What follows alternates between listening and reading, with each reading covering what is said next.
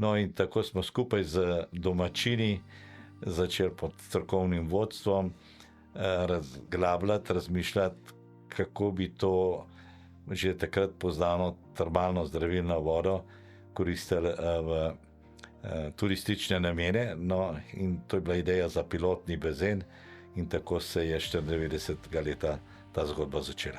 To je bil odkrit bazen ali pokrit? To je bil odkrit bazen, 200 kvadratnih metrov, globine slab meter, ampak že takrat smo mi sledili tej trajnosti, sicer ni bila tako, to še izrazito izražena, ampak naredili smo ga izključno z naravnim materialom, brez lopate, betona, in ker smo to 25. avgusta odprli, od takrat je bilo to množica obiskovalcev in seveda vse to nam je dalo navdih, da smo šli potem pogumno naprej.